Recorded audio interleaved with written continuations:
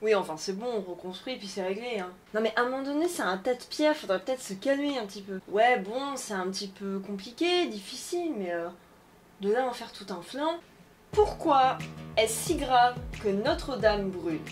Vous êtes peut-être pour la plupart à avoir la réponse parce que vous regardez ma vidéo et vous suivez ma chaîne, et donc vous savez à peu près que Notre-Dame blablabla blablabla. Mais il faut aussi prendre en compte ceux et celles qui ne comprennent pas pourquoi on en fait tout un fromage depuis hier soir, que depuis 24 heures sur 24 on nous harcèle avec Notre-Dame qui brûle, alors qu'au final c'est un énième incendie accidentel, et puis on va reconstruire et c'est marre. Je vais un petit peu vous expliquer pour ces personnes-là pourquoi on en fait tout un fromage et pourquoi il y a des gens comme moi qui ont été extrêmement affectés de l'incendie de Notre-Dame, même si on est d'accord, il n'y a pas eu de mort, il n'y a pas eu de blessés, et clairement on est quand même sur du matériel. Mais pas que quand même. Le premier élément très important qu'il faut qu'on retienne par rapport à Notre-Dame de Paris, c'est que c'est pas juste un monument, ça reste quand même un symbole national assez fort. Ça, je pense que tout le monde l'avait compris. C'est un monument, hein, les médias aiment bien le dire, qui est le plus visité en France, donc encore plus que la Tour Eiffel, ce qui est quand même assez étonnant. Donc avec la Tour Eiffel, en fait, Notre-Dame de Paris représente la France. Pourquoi c'est un symbole national assez fort? Puisqu'il y a eu des événements historiques assez primordiaux de notre histoire, que beaucoup de choses en fait se sont passées dans la cathédrale de Notre-Dame de Paris. C'est pas seulement un édifice religieux, c'est un édifice clairement historique. Mais vraiment quoi. La meuf qui ne sait pas parler. On a eu des événements comme le mariage de Henri IV avec sa première femme, sa première épouse sur le parvis de la cathédrale, puisqu'à cette époque-là donc il y avait les guerres de religion. Henri IV n'était pas encore chrétien puisqu'il n'était pas encore marié converti avec sa femme chrétienne, enfin catholique plutôt parce que lui est protestant, donc ils sont tous les chrétiens, bref. Et donc ils sont mariés sur le parvis de la cathédrale Notre-Dame de Paris et ça a été un événement très représentatif des guerres de religion en France. On a également au hasard le couronnement de Napoléon Ier en 1804, hein, ce fameux grand tableau que vous voyez, en fait ça se passe à Notre-Dame de Paris, puisqu'il a tenu à se faire sacrer à la cathédrale de Notre-Dame de Paris. Et puis il y a aussi plus récemment les funérailles de plusieurs présidents, notamment Pompidou ou François Mitterrand, ce qui est assez rigolo quand même, de voir des gens républicains, etc., se faire inhumer dans l'un des édifices religieux les plus importants de France. C'est un édifice en fait qui a tout vu. C'est ça qui est fou en fait, c'est que il n'a jamais connu d'incendie, il a traversé la Révolution, il a traversé les révolutions plutôt du 19e siècle, il a traversé les trois guerres, 1870, 1914, 1939 et notamment les bombardements, Hitler, enfin bref, la dame elle a tout vu quoi, elle a vraiment tout traversé. Et malgré tous ces événements qui, eux, ont fait beaucoup de mal à d'autres édifices, la Révolution a retiré bon nombre de trésors et de statues et d'autres choses, en fait, d'énormément d'édifices religieux qui ont perdu, en fait, de cette valeur historique à cause de ça. Et puis, les bombardements qui ont, par exemple, totalement détruit la cathédrale de Reims, qui est aussi un haut lieu historique, hein, c'est là où sont couronnés les rois et les reines de France, qui était, en fait, un squelette de pierre. Et bien Notre-Dame, non. Elle était toujours là. Et c'est un édifice qui est donc très important aussi lors des attentats, puisque c'est là où les gens sont allés pour se recueillir en fait. C'est un édifice et religieux extrêmement important, donc on pense aussi au symbole que ça peut représenter pour les catholiques de France, de voir Notre-Dame de Paris flamber la semaine sainte alors que Pâques se déroule dimanche et que c'est l'événement religieux le plus important. Bon, alors vous allez me dire, oui enfin ça va, hein. C'est un symbole, c'est sûr, mais on va la reconstruire. C'est pas grave, elle sera toute comme avant. Alors, justement, c'est là où moi, historienne de l'art de formation, pour les personnes qui ne le savent pas, je vais essayer de vous expliquer en quoi c'est important le fait qu'on ait perdu les éléments qu'on avait jusqu'ici. Alors effectivement, Notre-Dame de Paris n'est pas totalement médiévale, comme pratiquement tous les édifices puisqu'une partie a été refaite au 19e siècle sous la direction du Viollet-le-Duc, puisque vous connaissez notamment, je pense, le roman Notre-Dame de Paris de Victor Hugo, qui était en fait un moyen pour lui de faire revivre cette cathédrale qui était totalement abandonnée dans la première partie du 19e siècle. Elle était très délabrée, enfin voilà, même si la Révolution lui a pas fait de mal, bon au 19e siècle, on s'en foutait un peu de Notre-Dame de Paris parce qu'on n'aimait pas trop l'art médiéval. Et c'est Victor Hugo en fait qui, grâce à son roman, a fait prendre conscience aux gens à quel point c'était un édifice extrêmement beau et important et qu'il fallait le préserver. C'est à ce moment-là que Viollet-le-Duc est intervenu. Donc Viollet-le-Duc, pour les personnes qui ne savent pas, c'est le mec incontournable de l'histoire de l'art et des monuments historiques. C'est le gars qui a rénové, modifié, refait, étudié la plupart des monuments qu'on a, que ce soit les châteaux, les édifices religieux.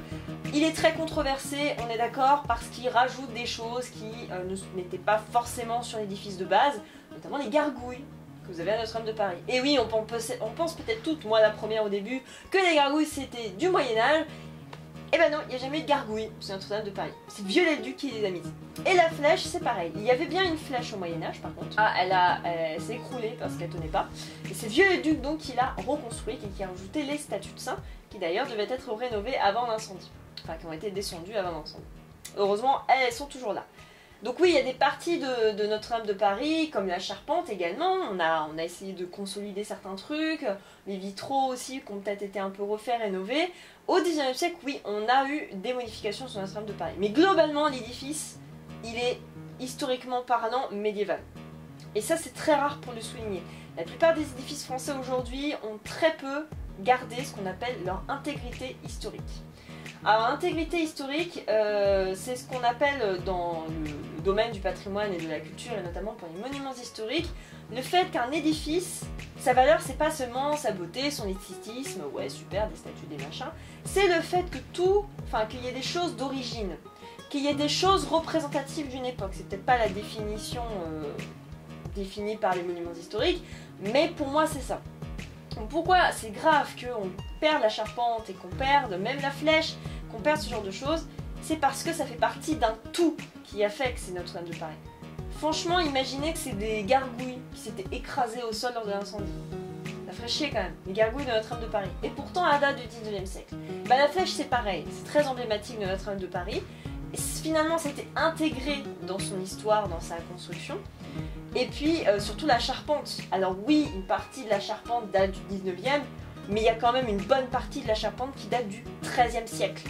Et une charpente du 13e siècle en état en 2019, c'est rarissime. Des charpentes en état, on en a très peu, parce que justement, ça se prenne le plus souvent feu. Ah, et on a souvent dans les édifices des charpentes qui ont été refaites par la suite. Et la charpente, les charpentiers, c'est un savoir-faire extrêmement vaste au Moyen-Âge. Et on appelait justement cette charpente de Notre-Dame la forêt de Notre-Dame, parce qu'il y a énormément de bois différents qui ont été utilisés. Donc tout ça pour dire que Notre-Dame de Paris, pour les historiens, pour l'art, pour notre connaissance de ce qu'ont pu faire nos ancêtres, c'est un édifice primordial. On a tellement de choses, tellement de preuves dans cet édifice et des prouesses techniques qui ont été faites que c'est très triste de voir par exemple la charpente flamber, parce que c'est l'une des rares charpentes qui nous restait en fait de cette époque, parce qu'encore une fois Notre-Dame de Paris a survécu aux incendies, c'est quand même un peu con. On peut faire une copie de Notre-Dame de Paris, ça reste une copie 2019. Ce n'est pas l'édifice médiéval. Voilà. Ce qui fait qu'on a des monuments historiques, qu'on a une commission des monuments historiques, et pourquoi des édifices sont classés monuments historiques, c'est qu'ils ont une valeur historique, parce qu'ils ont des traces, ils ont des choses qui datent d'une époque qu'aujourd'hui on ne connaît plus. Et aussi, le problème, c'est le budget extrêmement conséquent de sa rénovation, enfin de sa reconstruction, alors que la cathédrale de Notre-Dame de Paris est déjà très énergivore en termes de restauration. Parce qu'il y a donc des millions et des millions de touristes qui viennent la visiter chaque année, et c'est des touristes, malheureusement, qui ne prennent pas trop conscience qu'il faut un peu laisser le monument tranquille, et qui prennent des pierres par-ci, par-là, par un petit souvenir. Alors non, parce que ça dégrade beaucoup de monuments, et en fait, le diocèse de Paris a énormément de mal à entretenir son monument, parce qu'il est régulièrement dégradé par les touristes. Et donc ça consomme déjà énormément d'argent que le diocèse n'avait déjà pas pour rénover le bâtiment. Et quand on essaie de proposer des choses, notamment Stéphane Bern qui avait proposé de faire payer les gens, il me semble 1 euro symbolique, je me trompe peut-être, mais il me semble que c'était ça, pour essayer de récolter de l'argent et faire rénover la cathédrale, on a nié de brut en blanc en disant que c'était pas une bonne idée parce que ça reste un édifice de culte. Le souci c'est qu'en fonctionnant comme ça, on oublie que c'est aussi un édifice historique et qu'on peut pas le considérer seulement comme un édifice de culte. Évidemment que oui, et qu'on ne peut pas laisser les gens qui veulent rentrer pour prier payer, vous voyez. Mais il y aurait peut-être eu un autre système, je ne sais pas, je n'en sais rien, mais pour moi l'idée Stéphane Bern n'était pas si mauvaise, dans le sens où le fait qu'il y ait des millions et des millions de visiteurs qui viennent la voir lui font beaucoup de mal. C'est d'ailleurs pour ça qu'il y a beaucoup de sites touristiques historiques actuellement, le Machu Picchu par exemple, qui de plus en plus restreignent l'entrée des gens parce que ça fait beaucoup de mal autant de monde qui viennent visiter un lieu. Donc le fait qu'il y ait un incendie, ça empire un peu la chose. Alors bon, ok, d'accord, la reconstruction c'est un peu chiant, ok, d'accord, c'est un symbole, tout ça, mais pourquoi ça a choqué autant les gens? Ça reste un monument, on a l'impression que c'était un attentat, le fait que Notre-Dame de Paris brûle. En fait, le problème, c'est que, comme je vous l'ai dit, c'est un symbole, tout ce que je vous ai dit, hein, historiquement parlant, c'est un monument, mais qui est vraiment très important dans notre histoire nationale. Et en fait le problème c'est que les gens étaient choqués parce que la voir brûler après tant d'années à résister à tout, ça choque énormément. Et de voir cette flèche tomber, on a l'impression que c'est pas, enfin on n'a pas eu cette impression que Notre-Dame de Paris pourrait un jour brûler. On est les premiers à voir Notre-Dame de Paris brûler. Mais évidemment qu'il y a d'autres édifices qui brûlent. La cathédrale de Nantes par exemple a brûlé dans les années 70 exactement pour probablement le même souci de chalumeau oublié qui a fait que ça a brûlé. Et aujourd'hui, la cathédrale de Nantes, voilà, elle a effectivement des parties qui ont été totalement reconstruites suite à cet incendie, mais encore une fois, c'est encore un autre cas. La cathédrale de Nantes a déjà été bousillée après la Révolution, elle avait déjà connu des incendies, elle était déjà plus dans son jus historique. Notre-Dame de Paris, si. On avait aussi ce problème de savoir si elle allait pas disparaître complètement, parce que c'était un feu extrêmement violent. Et pour ceux qui n'ont pas trop suivi, ça a pris, donc dans la charpente ça a pris feu très rapidement, et ensuite ça a commencé à prendre feu sur l'un des beffrois, donc l'une des tours. Et dans cette tour il y avait notamment un bourdon qui risquait de s'écrouler et d'endommager énormément la structure. La cathédrale de Notre-Dame de Paris, c'est une cathédrale gothique.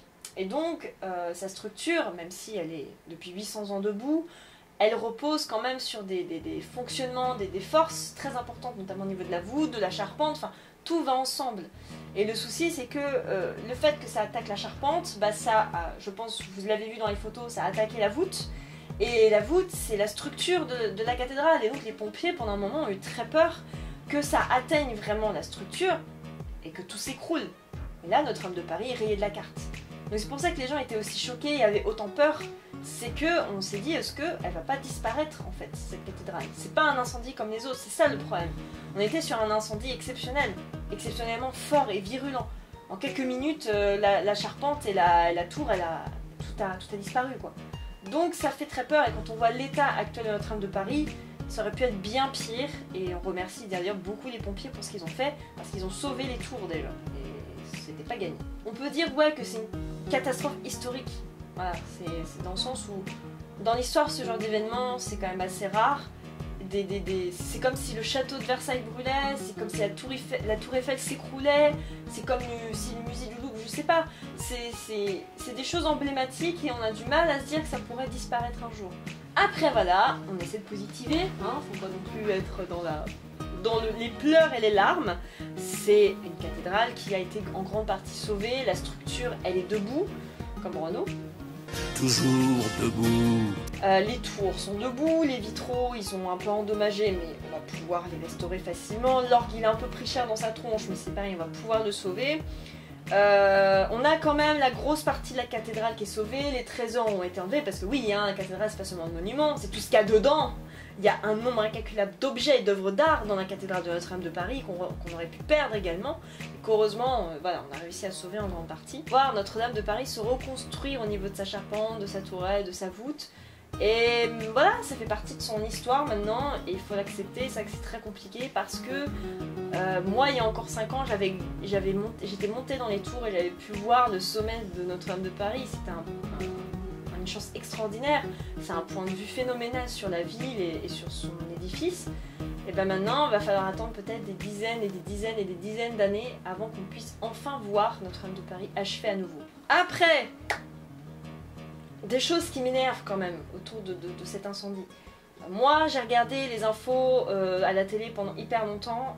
Oui, bonjour Patrick, où est-ce que vous en êtes? Bah la cathédrale, elle brûle toujours. Mais merci, enfin, je veux dire, on voit à quel point les infos sont utiles. Hein. C'est sûr qu'en parler en direct pour ne rien dire, ça ne sert à rien. Alors, il y en a qui ont invité des historiens pour expliquer voilà, pourquoi c'est si grave que Notre-Dame de Paris brûle. Mais c'est vrai que des journalistes qui viennent et qui dérangent le travail des pompiers, c'est un peu compliqué. La récupération politique, hein, évidemment, Monsieur Macron et Monsieur Castaner vont aller sur place pour dire quoi? Oh là là, ça brûle, dis donc. Tous les hommes politiques sont malheureux parce qu'ils voient la cathédrale de Paris brûler, alors que jusqu'ici, on n'en avait absolument rien à battre des monuments historiques. Hypocrite, hypocrite, au nom de la République française, nous ne sommes pas dupes. Des hypocrites, au nom de la République française, ce sont des partis. Puis alors, hein, les complots comme quoi c'est une attaque terroriste, arrêtez. C'est très probablement un accident de chalumeau lors de la restauration, quand on a descendu les statues.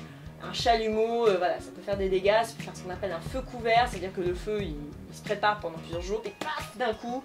Et c'est pour ça qu'en fait on a vu tout de suite la cathédrale brûler, il n'y a pas eu de départ de feu vraiment, tout a explosé d'un coup et que les pompiers ont dû se grouiller. C'est un accident qui est malheureusement déjà beaucoup arrivé, c'est pour ça que ça m'énerve de revoir encore ça dans un autre édifice. Hein. D'ailleurs la cathédrale de Nantes avait subi exactement la même chose. Mais alors de là à dire ouais on sait pas encore si c'est des terroristes, arrêtez. Pas les terroristes. Et puis alors moi ce que j'adore c'est les familles Pinault et autres qui donnent des millions d'euros pour sa restauration.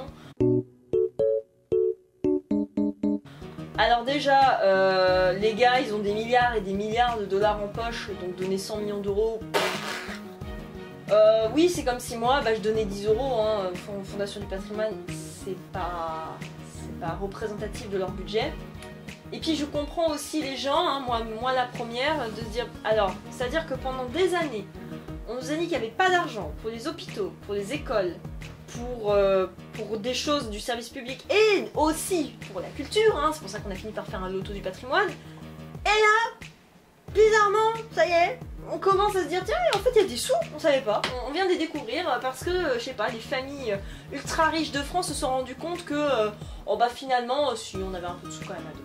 Ah, oui, c'est grave que Notre-Dame de Paris est brûlée parce que c'est important, c'est un monument très important, c'est un monument symbolique, c'est un monument qui a consolé les gens, voilà, c'est comme retirer notre doudou, voilà, c'est pas gentil, c'est pas bien, c'est nul, on n'est pas content. C'est comme si vous voyez votre maison brûler avec tous vos souvenirs dedans, il y a un aspect sentimental à Notre-Dame de Paris, c'est bête à dire, mais voilà, entre le dessin animé et les comédies musicales, ça fait partie de la culture populaire. C'est comme quand t'as un chanteur ou un acteur qu'on connaît, qui est très connu, qui est très apprécié, meurt, c'est la même chose, ça fait mal. Et oui, c'est peut-être des bouts de pierre pour certains, mais en fait c'est plus que des bouts de pierre, c'est un tout qui est très important, que ce soit au niveau patrimonial ou humain. Et c'est pour ça que les gens sont si tristes à l'idée de voir flamber une grande partie de Notre-Dame de Paris, parce que c'est des choses qu'on ne retrouvera plus jamais, qui sont perdues à jamais. Après on est d'accord, on n'a pas eu de morts, on n'a pas eu de blessés, les pompiers ont fait un travail extraordinaire qui a permis de sauver une grande partie. Donc on avance maintenant et on essaie de reconstruire maintenant cette belle cathédrale. Si vous voulez, vous avez une cagnotte de la part de la Fondation du patrimoine pour récolter des fonds. Vous donnez ou vous donnez pas, c'est comme vous voulez. Je vous donne juste l'info si vous ne l'avez pas encore vu. Voilà, c'est tout pour ce vlog absolument pas prévu et j'espère pas trop décousu. J'espère que ça vous aura renseigné pour les personnes qui ne comprenaient pas trop et compléter les informations pour ceux qui en avaient déjà. En tout cas, moi je prépare toujours la vidéo qui devait sortir en mars et qui n'a pas pu pour diverses raisons techniques. Donc elle sera en retard mais promis elle arrive ce mois-ci. Je prépare également la vidéo du mois prochain, ne vous inquiétez pas. Tout se prépare gentiment mais je ne vous oublie pas. Voilà. Donc là-dessus je vous souhaite une bonne semaine et à très bientôt pour une nouvelle vidéo. Ciao.